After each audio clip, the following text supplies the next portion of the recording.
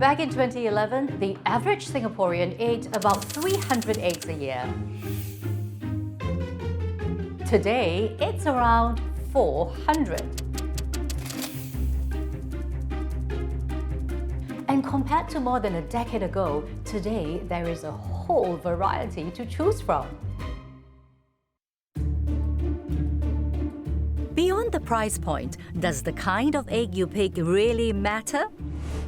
That's what a Talking Point viewer Evelyn Teo wants to know. This is what she sent us.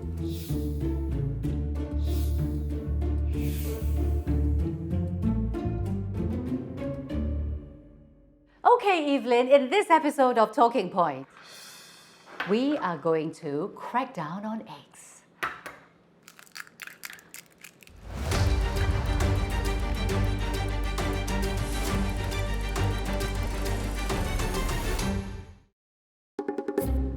So my producers have picked up different types of eggs. Firstborn eggs. Next up, kampong eggs. Then we have enriched eggs, some boosted with vitamin E, others with selenium, and these ones are supposed to be packed with omega-3. They also picked up some white-shelled eggs. Now the question is, how do all these stack up against the regular brown chicken eggs? To find out, I'm sending all these eggs to a lab.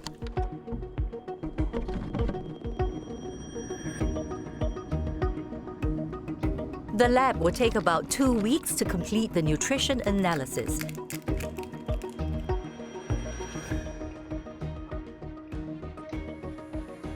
In the meantime, I want to find out what is really behind this variety of eggs. If you want to crack the question of which came first, the chicken or the egg, you're going to want to follow me. I'm dressed in my safari best to meet the chickens.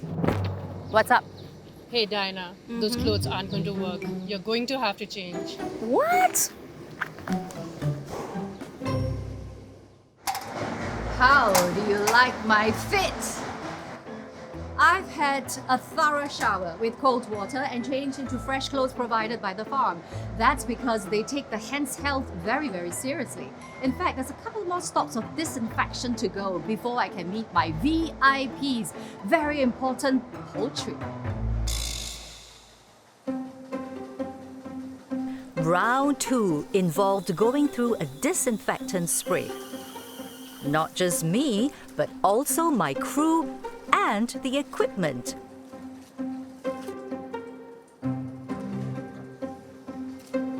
Almost there, one last disinfection. I feel like I'm transported to a totally different place.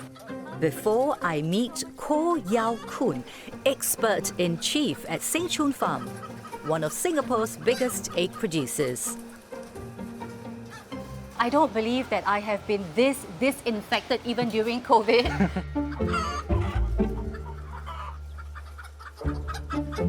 All the chickens in this house are the same. They are the same age. They are around 20 weeks old. They'll be laying the firstborn eggs. What is so special about firstborn egg? They tend to be smaller, and because the chickens just come into lay, when they first start to lay their first eggs, the older folks tends to have this belief that new chickens tend to have like a stronger body, so the eggs they lay tends to be more solid. The egg white is more firm, and they believe that it's more nutritious. Why is it so tiny? The firstborn eggs tends to be smaller than normal. In the front of cages, the feeds are sent to the chickens, so they get fresh feed every day. The chickens consume the feed and they convert the nutrients into eggs. So if we feed them like more vitamin E, they actually get transferred to the eggs.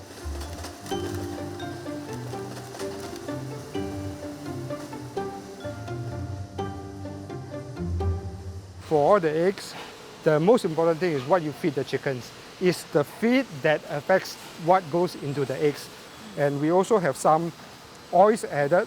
Some of the oils are like your everyday oils like palm oil, soybean oil, but then there are also some essential oils as well, because like essential oils also helps to boost the immunity of the chickens. The chickens are eating better than me, I can tell you this. Usually when we think about enriching eggs, we usually go for the oil-soluble nutrients like vitamin A, vitamin E, whereas like non-oil-soluble, like water-based vitamins like vitamin C doesn't get absorbed by the chicken and passed to the eggs. So I doubt that you ever find eggs that are enriched in vitamin C. The nutrition also affects the color of the yolk. Let me show you. This is regular brown egg, Yes. okay? Then this is from enriched eggs. Immediately, you can see that the color is different. In fact, we have a color chart to show how deep the yolk color is. I can see clearly that this is your enriched egg. The yolk looks a little bit more orangey, and this is your regular brown egg. That said, if I'm not too fussy about the color of my egg yolk, why should it matter? The nutrients are inside the yolk. In fact, a lot of people think that you should throw away the yolk, but then all the nutrients that you put in, especially for the enriched eggs, most of the nutrients are found inside the yolk, whereas the egg white is just a protein. I don't see white eggs here, but in the market, I can see white eggs and brown eggs. Is there really a difference between them? Brown eggs come from brown chickens, white eggs come from white chickens. Whether the eggs are different or not depends on their feed. So it's not depends on the breed. But then traditionally, if you are in the brown egg market, you'll feel that white eggs are special and vice versa. So when you think that it's special, people tend to make use of this and try to market it differently, and hence this may command a higher price. But of course, you must back it up with like a better feed to make the eggs more nutrition. So when it comes to nutrition-enriched eggs, it seems the chicken does come first. Egg farms here began modifying their feed over 2 decades ago to boost the health of the hens and in turn improve the quality of the eggs they lay. Eggs from Singapore and Malaysia farms usually cost between 22 cents and 69 cents each. And then you have these, which can cost about 2 times more. And these eggs are marketed as being safe to eat raw. Here's the thing though, from what I know about raw eggs, there is always a risk of salmonella. That's a nasty bacteria that can cause diarrhea, fever, and serious complications like bloodstream infections and even meningitis. But at this restaurant, Chef Edmund Tay has been serving such raw eggs in his signature dish for over 4 years. Today I'll be preparing our specialty, which is tamago kage gohan. It's raw eggs on rice.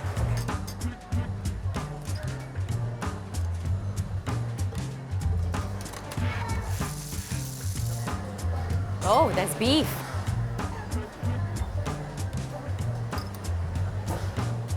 Here you go. This is your tamago kage gohan beef stick. Let me bring you the condiments and the utensils. It looks very pretty, but truth be told, I'm a bit nervous about eating raw food. So, have you ever tried before? No, never tried before. All right. 1、2、3。Oishi! Very nice. Why is it that Japanese eggs are always marketed as being safe to be eaten raw? They go through a very strict procedure, including all the UV sterilization and pasteurization, to ensure everybody that the eggs can be safe to eat. What does pasteurization mean? Meaning that they will use a low heat for a certain period of time to make sure to kill all the bacteria and those harmful microorganisms on the eggs. But the Singapore Food Agency also says that locally produced eggs have very strict standards of production and therefore they are relatively safe to be eaten raw. So what's the difference between local eggs and Japanese eggs? Well, actually, it's a cultural thing on Japan to eat the raw eggs. I guess Singapore eggs are safe to eat, you can say that, but as you know, Singapore, usually we just eat soft boiled or like hard boiled eggs. But in Japan, they love raw egg more than any other country. So they have to make sure their eggs that be eaten raw, have to make sure it's on a strict hygiene on their protocol. So basically what I'm hearing is that we really don't know whether Singapore eggs are safe to be eaten raw because we don't have a habit of putting that to the test. Yes, correct. How did you ensure that my egg is fresh? So for the eggs, After they done process everything, it will be air flown directly to Singapore to ensure the quality is there, and also you have to be eaten within 2 weeks time to make sure it's okay for you to eat it raw. If you keep it too long, there's an environment changes, the bacteria eventually still grow. I prefer it to cook it. I've cracked down on the variety of eggs. Now I want to know how they hold up in terms of nutrition.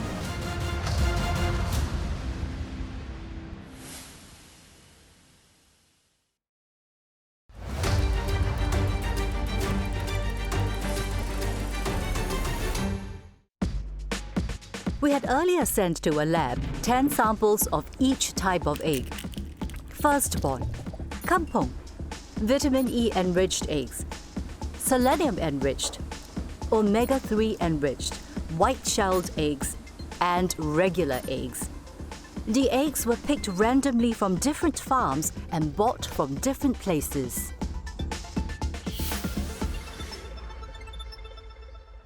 The highest result of the vitamin E actually found it in the selenium enriched egg. What about the white eggs? Are they nutritionally different? They are not very different. Actually, I have one surprising finding here. It's about the choline. Choline is really important for brain development. We found the highest value of the choline in the compound eggs, following with the regular egg. Why do you think that kampung eggs and regular brown eggs have significantly higher levels of choline? High quality of the feed are very important because in the regular egg, they are cage hens. So the quality of the feed is the most important for the nutrient intake for them. And for the compound eggs, it may be because of the different source of the food, because they can eat the insects, grass, the seed. It also may contain the different of the nutrients. Also, they are free-range hens, so they maybe have the less stress and anxiety compared to other hens. So it may increase their nutrients parameters. Here is a closer look. This graph shows the price of the eggs we tested and the nutritional value. The omega-3 enriched egg did score slightly higher in omega-3 levels when compared to the regular egg, but the egg with vitamin E scored even higher. And when you look at vitamin E levels, the egg enriched with vitamin E does have elevated levels compared to white-shelled eggs, but lower levels of vitamin E compared to regular eggs, firstborn eggs, eggs enriched with selenium, and kampung eggs. The egg enriched with selenium does have elevated levels of that nutrient, but if you bought the egg enriched with vitamin E, they too came with added selenium, an antioxidant. If you are looking for protein, all the eggs have relatively similar levels, but the kampung egg, while it is the costliest at around 69 cents each, has the most protein.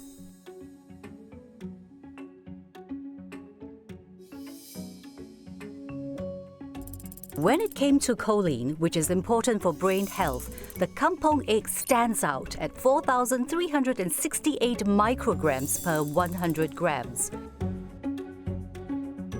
So if it's protein and brain health you're after, maybe the kampung egg is your best bet.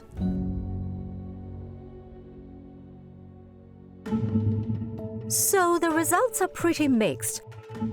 But what's clear is that all eggs are packed with protein, vitamins, and minerals. But what happens to all that goodness when you cook them?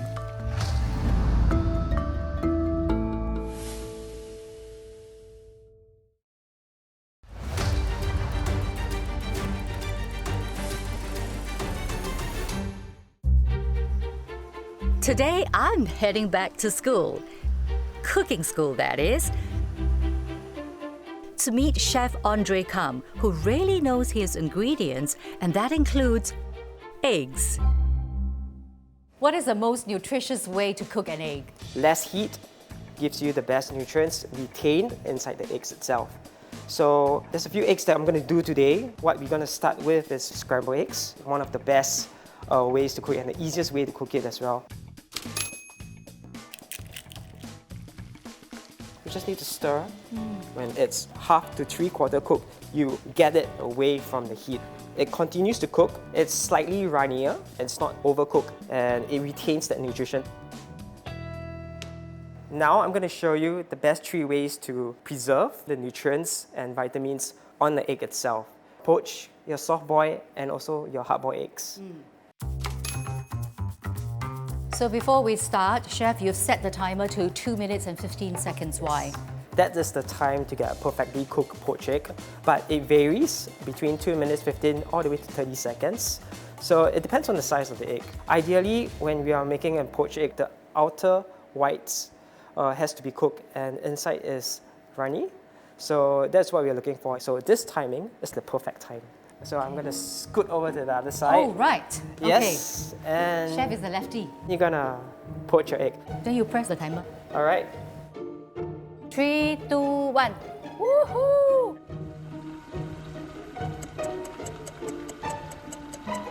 Three, 2, 1. Put it here. Yes. Woohoo! Look at this.